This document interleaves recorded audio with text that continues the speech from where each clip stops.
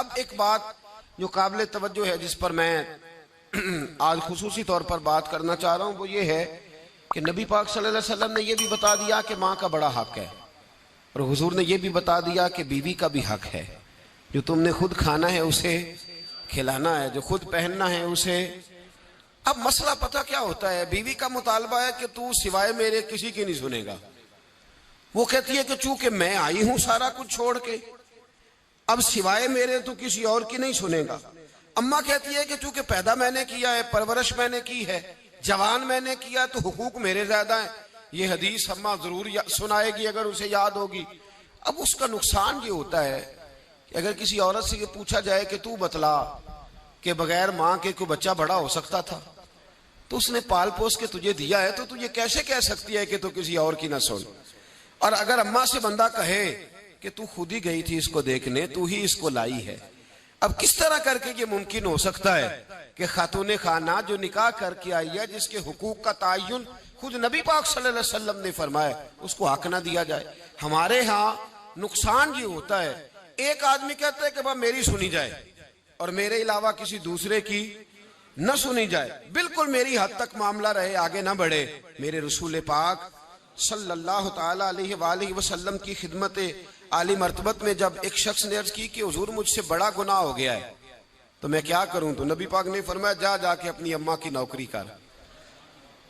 ایک کوئی ایسا گناہ اس صحابی سے ہو گیا تھا جو دور جاہلیت کا تھا، شارحین نے لکھا ہے۔ اب وہ جن کے حقوق ضائع کیے تھے وہ مل نہیں رہے تھے، یا وہ دنیا سے جا چکے تھے، تو اس نے حال پوچھا کہ حضور اب کیا کروں؟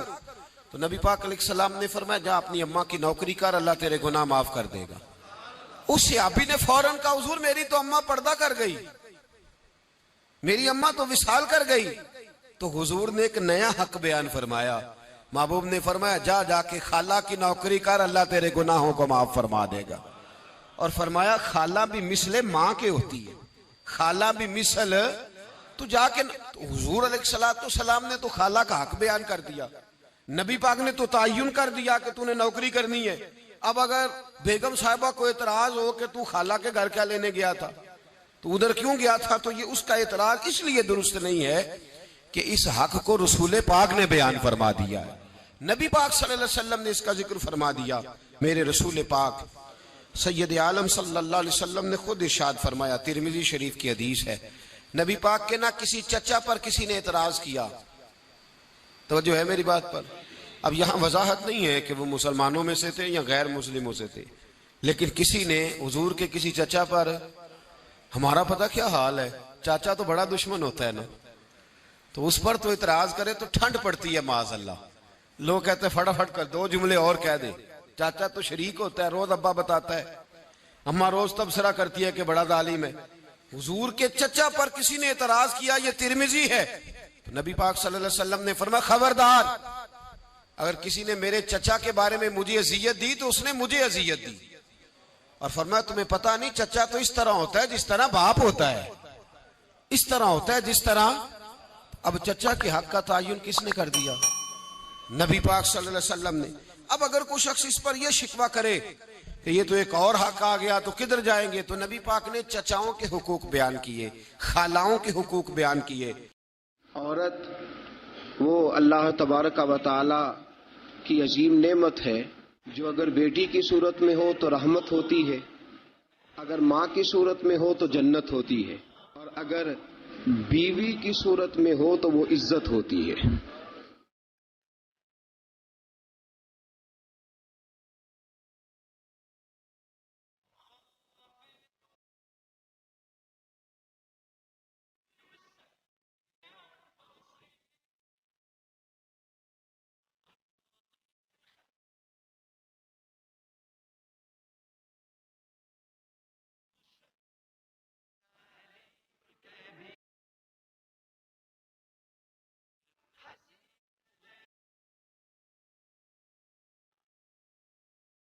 الحمد للہ رب العالمین والعاقبۃ للمتقین والصلاة والسلام علی سید الانبیاء والمرسلین وعلى آله وأصحابه وأحبابه وذرياته أجمعين أما بعد فأعوذ بالله من الشيطان الرجيم بسم الله الرحمن الرحيم وعاشروهن بالمعروف فإن كرهتموهن فعسى أن تكرهوا شيئا ويجعل الله فيه خيرا كثيرا آمنت بالله صدق الله العظيم وصدق رسوله النبي الكريم إن الله وملائكته يصلون على النبي يا أيها الذين آمنوا صلوا عليه وسلموا تسليما الصلاة والسلام عليك يا سيدي يا رسول الله وعلى آلك وأصحابك يا سيدي يا حبيب الله الصلاة والسلام عليك يا سيدي يا نبي الله وعلى آلك وأصحابك يا سيدي يا نور الله اللهم صل على سيدنا ومولانا محمد بقدر حسنه وجماله وجوده ونواله وصحبه وآله وبارك وسلم اللهم صل على سيدنا ومولانا محمد طب القلوب ودوائها وعافية الأبدان وشفائها ونور الأبصار وضيائها وبارك وسلم۔ اللہ رب العزت کی حمد و ثنا حضور پر نور شافع یوم النشور احمد مجتبیٰ جناب حضرت محمد مصطفیٰ صلی اللہ تعالی علیہ وسلم کی بلند و بالا پاک بارگاہ میں ہدیہ درود و سلام عرض کرنے کے بعد، عزیز دوستو، بزرگوں اور بھائیوں، آپ حضرات کے علم میں ہے کہ گزشتہ جمعۃ المبارک کی گزارشات میں نے خاوند کے حقوق، بیوی کے فرائض، اس پر کچھ گفتگو اپنی بساط بھر کرنے کی کوشش کی تھی۔ آج انشاءاللہ العزیز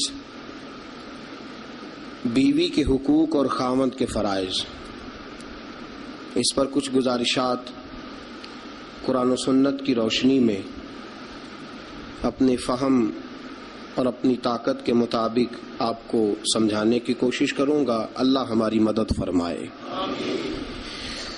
میرے دوستو، یاد رکھو، اسلام کے آنے سے قبل خواتین کی وہ عزت اور وہ وقار قائم نہیں تھا جو اسلام نے عورتوں کو دیا ہے۔ یورپ جو غلط پراپوگنڈا مسلمانوں کے خلاف کرتا ہے، اس میں سے ایک بات وہ یہ کرتے ہیں کہ یہاں خواتین کو حقوق حاصل نہیں۔ ان بیوقوفوں کا خیال یہ ہے کہ عورت کو بے پردہ پھرنے کی اجازت دی جائے۔ ان کی نظر میں حقوق یہ ہے کہ بیوی کو کام کاج کرنے کے لیے چھوڑ دیا جائے۔ عورت گھر کی زینت نہیں بلکہ بازار کی زینت بنا دی جائے۔ دفتروں میں اور کام کاج کی جگہوں پہ خواتین کا نظر آنا اور بغیر کسی پابندی کے عورت کا پھرنا، اس کو عام کر دیا جائے تو شاید یہ عورت کے حقوق ہیں۔ حالانکہ عورت بازار میں سجانے کی چیز نہیں ہے۔